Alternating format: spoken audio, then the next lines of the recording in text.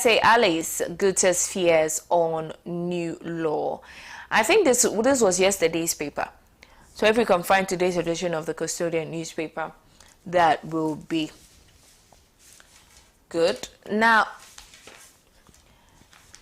let's do the Daily Guide newspaper.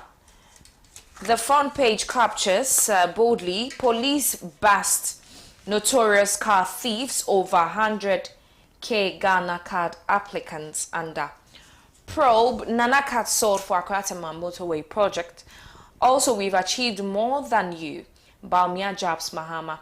Government bans grain exports. And here are stories trending on the front page of today's edition of the Daily Guide newspaper. Let's do some more stories on the Daily Graphic newspaper. Now it says that concerning the drought that recently has hit this nation, government outlines 18 billion Ghana cedis. AGYEKUM supports provides 1,000 Ghana cedis per hectare incentive to farmers. Also, President inaugurated a motorway school junction road project. Multi-billion cedi roads initiative launched in Tamale. Stories featuring on today's edition of the Daily Graphic newspaper. Let's move on to the Economy Times. Cedi likely to depreciate further. Also, macroeconomic indicators to worsen in Ghana, Nigeria through 2024, audit firm confirms. Cocoa Board disclaims minority statements that the board has lost financial credibility. This very topic will be espoused on the newspaper review segment ahead of the show. Now, these are stories trending on today's edition of the Economy Times. Let's do more stories on the Daily Statesman. Says MIIF records 100% profit increase in 2023. Also, 8 billion Ghana cedis relief for farmers to mitigate effect of drought. President's Commission School Junction Motorway Road and NEIP Director. NDC's SME tax exemption proposal not new. The Daily Statesman. Let's do more stories on the Hawk newspaper. The Hawk says Council of State member MPP chiefs in 60 million Ghana cedis bust levy heist. Government in UK fall victim to rising stabbings. Customs boss chops in 4 months 245,000 Ghana cedis. NDC unveils pension plan for informal workers. And here are stories featuring on the front page of today's edition of the Hawk newspaper. Now, these are the newspapers we have so far. We're going to update you accordingly if we get more in hand. Thank you once again for choosing us to bring you information, education, and entertainment here on the show. My name is OHEMAA AGYEKUM. As I said earlier, I'll be engaging the General Secretary of the group Stand for Peace, Growth and Development, and they are crying out for urgent action to address NDC's concern and safeguard national peace. So I'm going to be on the phone with the General Secretary. He's in the person of Maxwell Kweku Mununkum, and I'm going to talk to him concerning what exactly their plight is and what are they calling for. We'll take a quick commercial break. When we return, we talk more. Do stay.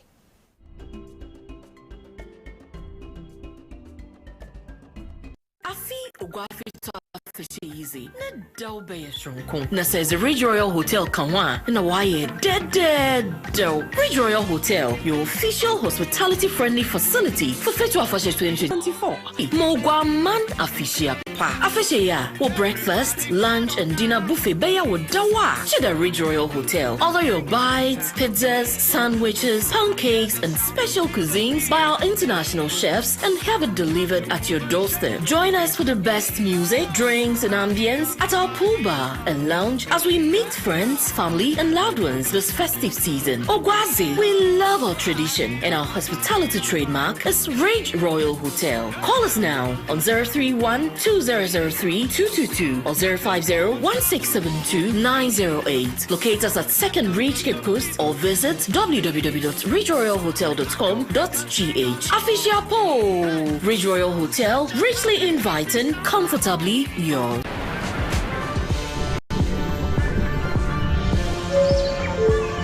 Stay refreshed with Mont. Prepare for hydration.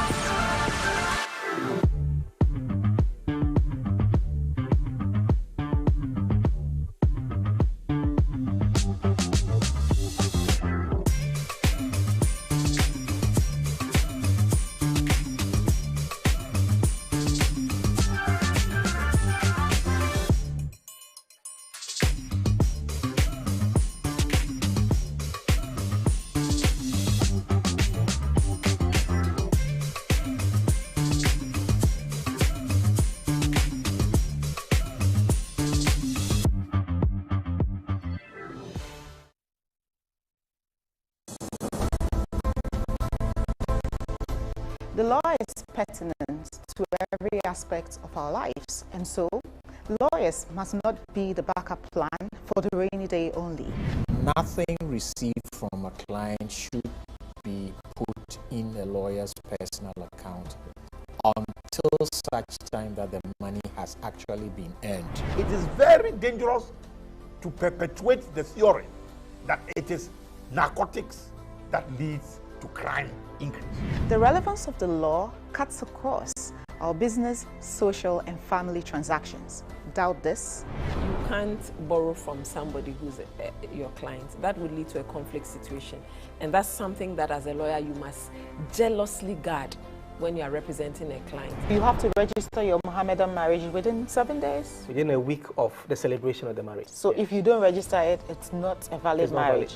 Journey with our Law Express panel every week as we confirm the place of the law in our everyday transactions. Under etiquette rules, a lawyer can terminate for non-payment of fees. So basically, if you don't pay your fees, a lawyer has a right to terminate your engagement.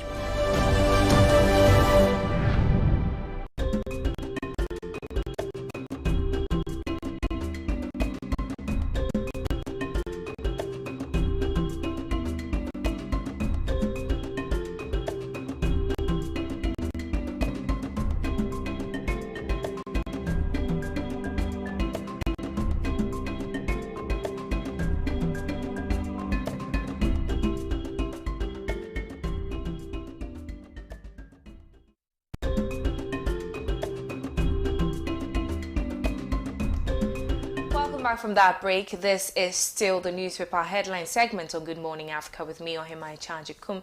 Now, before we delve into our conversation for today, I'd like to acknowledge our sponsor, Mons Natural Mineral Water, for holding us down on the show always.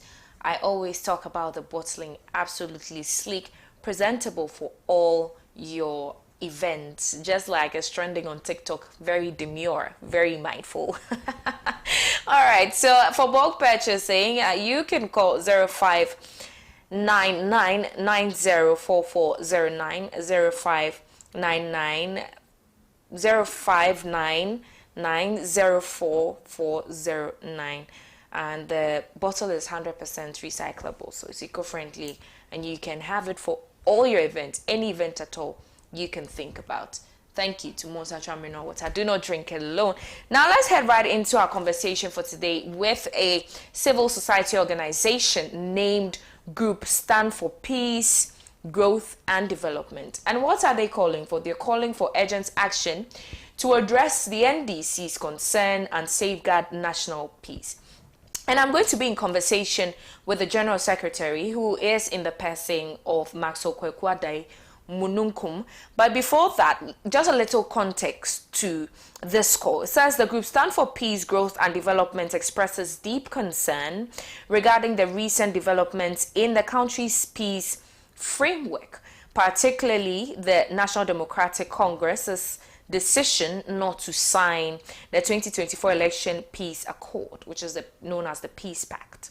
Now, also, we respectfully urge the NDC to reconsider its decision in the national interest, while also acknowledging their leadership's transparency in outlining conditions under which they would commit to the agreement.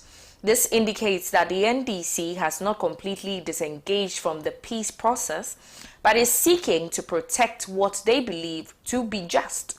In this context, we emphasize that justice and fairness are fundamental to any peace initiative. We therefore call on the current government, the leadership of security agencies, and the National Peace Council to urgently address the NDC's concerns to facilitate the signing of the peace accord. The potential negative consequences of the NDC's non-commitment to this pact cannot be overstated.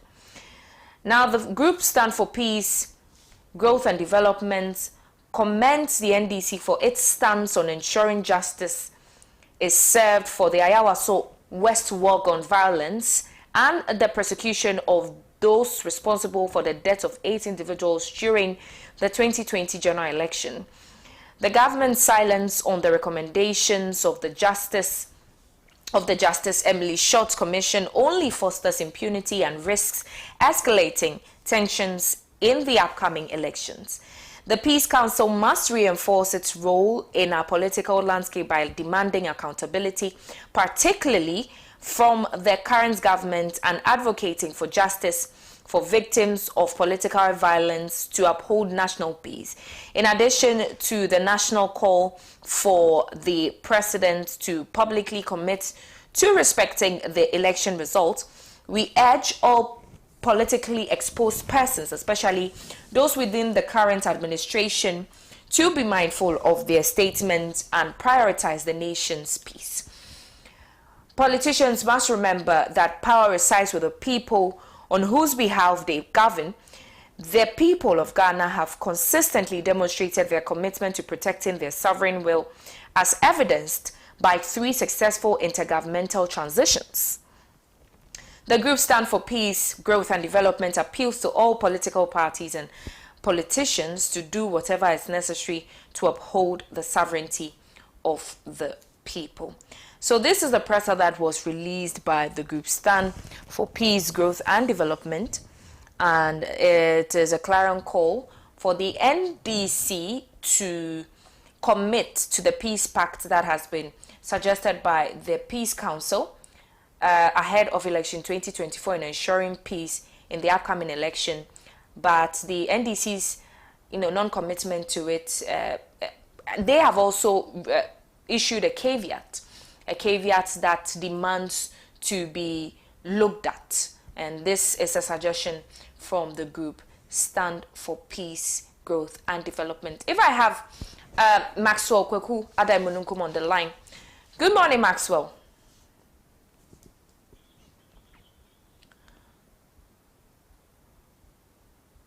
If we have Maxwell on the line. All right, so we're going to be in talks with Maxwell, and he's going to share with us what the whole call is about, what the inspiration is to go ahead with this call, and also all the intricacies that this action comes with.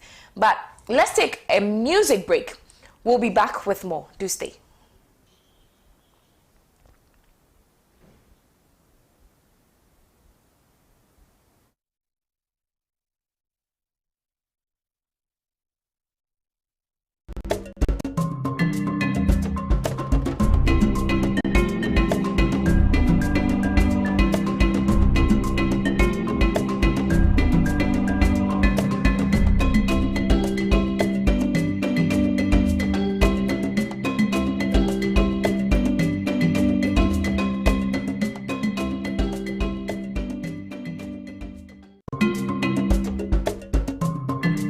All right, too bad we couldn't have our music break, but definitely I assure you I'm going to, give you some feel-good music right after this conversation. Now, Maxwell Kweku Adaimununkum, who is the General Secretary of the group Stand for Peace, Growth and Development, is on the line. Good morning, Maxwell. Good morning, Maxwell, if you can hear me. Yeah, good morning. How are you doing, Maxwell? By God's grace, I'm doing very well. Please yourself. I'm doing well. Thanks for asking. This is not the first time I've been in conversation with you. if you could speak up a little bit, I'm struggling to hear you. The line is quite very faint. I think I'm speaking as loud as I can. Okay. Can you hear me now? now? Can you hear me now? Yes, it's okay. Right. Now, the group stand for peace, growth, and development has been noted for engaging in activities that, of course, suggests your name, peace, growth, and development. And this time around, there's a call to action to address NDC's concern and safeguard national peace. Now, what exactly do you expect from the NDC if these caveats or these requirements are well, not thank you very much. And first of all, let me use your platform to say a very good morning to all your cherished viewers and all peace-loving Ghanaians, especially the members of Group Stand for Peace, Growth and Development, and all our allied and affiliate institutions and civil society groups. If you recall, the NDC has indicated that it will not commit to the usual peace accord that has become part and parcel of our body politics in this country as far as elections are concerned. And if you are going into a crucial election such as the 2024 general election, and you have the biggest opposition party saying that it will not commit to any peace accord, then in our opinion, it is the biggest worry that every peace-loving Ghanaian must have.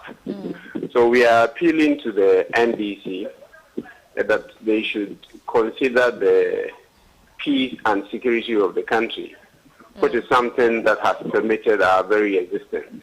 I mean, this morning you are hosting your program, you are doing all you are doing to help Mother Ghana. Others are their various workplaces. Some are on their way to work, others work throughout the night. All these are possible because of the peace that we have. And so anything that has the potential to threaten the peace that the country enjoys, the Group Stand has indicated that it will do all that it takes to prevent that from happening. All right. Having said that, we also want to emphasize the fact that the government has a responsibility. And in this case, we agree and support the demands that the NDC has made 100%. We believe that if the government is not partaking in any cover-up or condoning certain illegalities in the country, then the demands of the NDC is something that you shouldn't take it any time at all to fulfill, so that the NDC can come to the table, so that they can sign, all the parties involved will sign, and then we'll all go into the election with a peaceful mind, knowing that we have all committed to ensure that peace at the end of the day prevails in the country. My dear, what has the NDC demanded?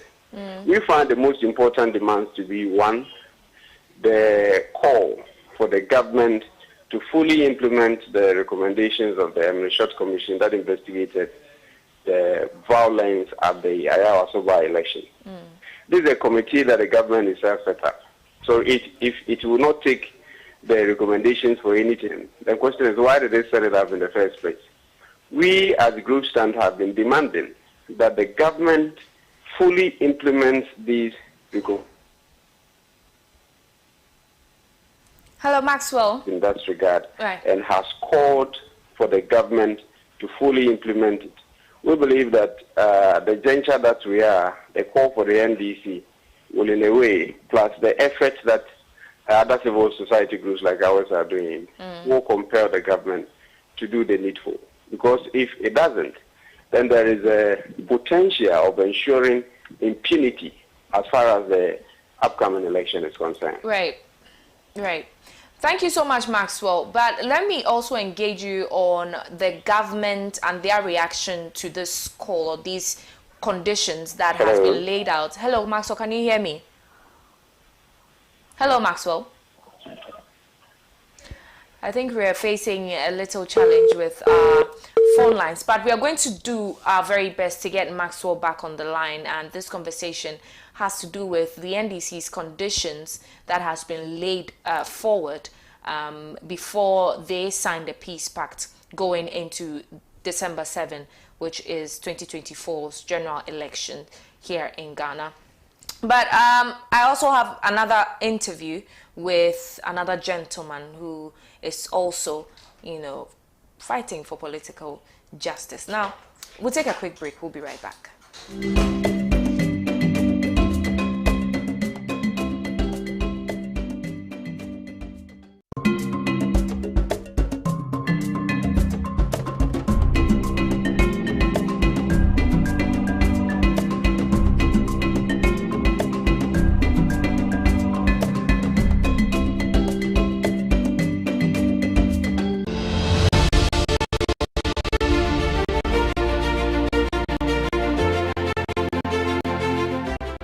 It's also a little bit of a cliche. I mean, we're all used to the James Bond scene, as it were, with all the ambassadors sipping champagne and seeming to do nothing else but dine and sip champagne at receptions.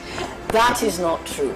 That is a misconception of the time and the nature of the work. Diplomacy is not devoid of accountability. Everything that matters in Africa matters to Europe as well, be it demography, be it economy, be it security, be it culture.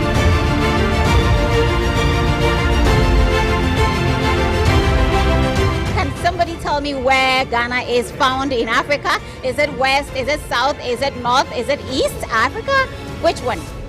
Any idea? Any idea? It's like on the west. It's like, this is what? I don't get it. To the south. Never mind. It's to the west. It's to the west. Okay. South American ambassadors represented. I'm transforming the UN and making the UN more fit for business for Ghana is the prime objective that I have here. You are one outstanding journalist, broadcast journalist, who has put diplomatic tourism and, diplomatic relations under one spotlight. I have been watching diplomatic affairs, and I've waited unabatedly for my opportunity to come here as I watched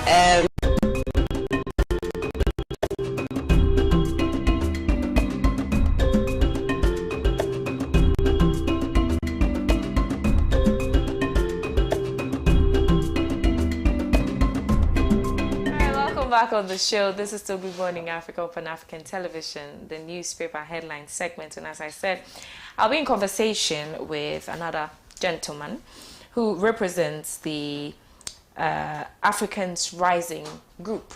And he's in the person of Prince Akpa. Akpa. Okay, yes. Akpa.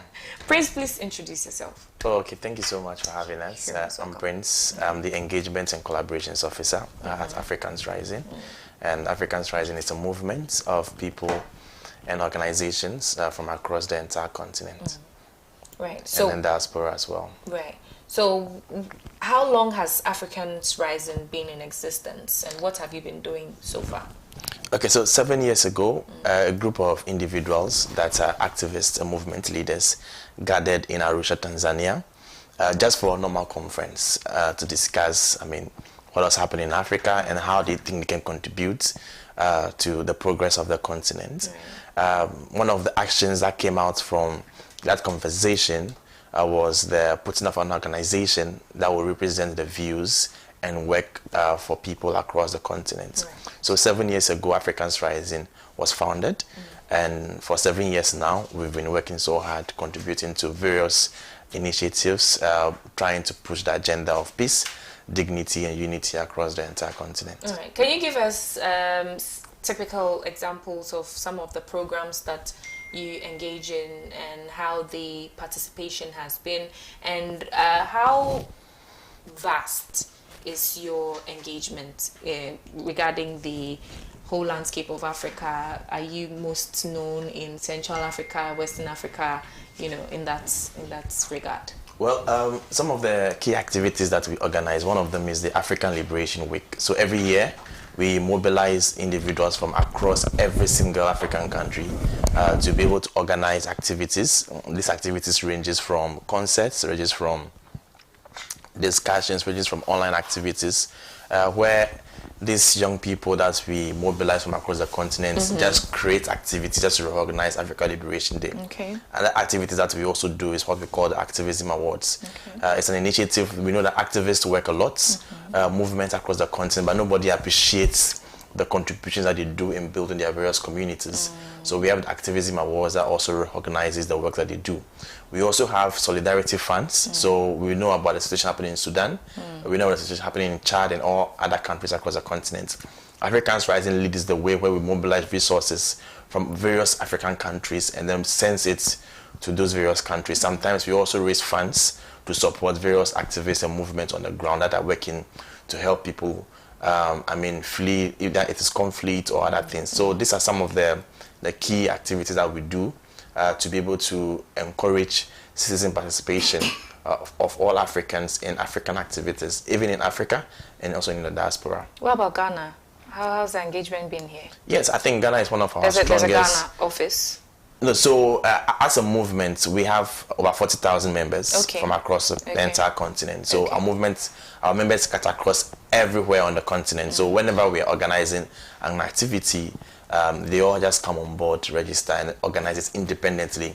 So we've had a lot of events in Ghana. Right, interesting. So what is the qualification to be a member of the movement? No, every African just have to sign up. Yeah, so as I said, we are working on various things that every African can find its place in the movement to either start something or collaborate on something with other people. All right, so tell us about the second edition of the All African Movement Assembly. Okay, so as I mentioned, 7 years ago, Africans gathered in Arusha, Tanzania. 2 years ago, that was 5 years after the first meeting, we also gathered again. That was when we launched the first edition of the All African Movement Assembly. This is supposed to provide a ground for movement and activists to come together to also create a space for movement exchange where movement and activists can learn from each other. The great concept behind it is you attend a conference and you meet at least one person from every African country. So, this Thursday, we are bringing over 300 activists and movement leaders from across the continent here in Accra, Ghana, to attend the second edition of the All African Movement Assembly. Where is it happening and what time is it happening? So it's a 3-day event. It's happening from the 29th to the 31st of August. Okay. The 29th, we are taking all the 300 people, busing everybody to Cape Coast. Okay. This year's assembly is quite unique because we are trying to visit the past to know about the former history or the history of Africa. And then we'll also represent the following day, we'll have discussions on the present, looking at the challenges that we have as the African continent. And then the following day, we'll look at how our future will look like. So as I've mentioned, the first day we are going to Cape Coast and Elmina Castles, where our delegates will have the opportunity to visit the castles for the first time and get to know the history behind how come the African diaspora was created and how that has actually affected the history of Africa and also impacted the division or the creation of various countries in Africa. One of the key things that we also push, that we launched 2 years ago, was the Borderless Africa campaign, where we are trying to encourage African governments to be able to open their borders to... I think that's laudable because... we have participants coming for this conference and each person has to pay $200 before they can visit Kwame Nkrumah's Ghana. The same Ghana that was at the forefront of fighting for freedom for a lot of countries. Imagine gateway to Africa. The gateway to Africa now costs $200 for fellow Africans. We are visiting the museums and even they're considering somebody from Togo as a foreigner. I don't think that is actually legit enough. So this conference is setting the pace for us to have those discussions and see how best we can collaborate. We can meet people from other African countries and see how solutions and problems can come together to be able to give us results so that we can understand the problem in another country compared to the solution that another country has put together so that we can actually get results in developing the entire context. So that's what the assembly will be hoping to you mentioned 300 participants. How's the selection process like? With regards to this very event. Yes, as I've mentioned, we are getting participants from at least every African country, and then we also have representatives from the diaspora. Registration was open for a very long time, and then for international delegates, we give them the opportunity to to present why they want to be at the conference, and then most of them have also been active members of the movement. We are also bringing very key movement leaders that have been known for fighting for freedom for people across the continent, even leaders of protests in various countries, just for us to also know I mean, the situation in the country, the experiences that they've amassed, and how we can also tap from it. Exactly. Okay. So then, is it sponsored or self-funded? Yeah, so I think we have other organizations supporting us, but Africans Rising is the one leading the entire activity. So if someone is now hearing of this initiative and would like to be part of it, what then happens to that person? Well, since applications is sort of closed, or? Yeah, I mean, we are hosting this at the Hillview Guest Center here in Accra. So if you are, I mean, interested in participating, since Thursday, we are not going to be in Accra. So, of course, the following day, which is Friday, and Saturday, you can join us and then probably meet people from all across the continent. All right. So, your last words. Oh, I just want to encourage African activists and movement leaders to continue the good works that they are doing. We believe that their contributions will help the continent grow further. This is the history behind what our forefathers left for us to continue fighting so that we don't give up and make sure that before we leave this continent, we make it a better place as we found it. Absolutely, as we found it. Yes. Very, very profound. I'm interested in the success of making Africa a borderless, you know, for those of us here in Africa, because just imagine paying huge sums to travel to, say, Rwanda, to Nairobi, to the safaris and all that. I think that it will be a great milestone for us when we're able to achieve that. Thank you so much, Frank. Prince. Frank, you see what you've caused. Anyway, thank you so much for joining us, and we look forward to joining you on Thursday, which is the 29th to the 31st of August. It's happening in Cape Coast. You said the hotel is? Hillview Guest Center. Hillview Guest Center, and the time? It starts at 9 a.m. each 9 day. a.m. So if anybody wants to contact any, you know, rep, how do they reach you? Okay, so you can just follow us on social media, Africans Rising. We are on all social media platforms, so you can just call 024-230-7379. Please look in the camera and mention the numbers again. 024-230-7379, and then you will get someone to speak to. All right, thank you so much. Thank you. And thank you for choosing us and staying with us throughout this session. Kwame Owusu-Danso has taken a seat to engage our panelists on the newspaper review segment. My name is OHEMAA AGYEKUM. Keep watching.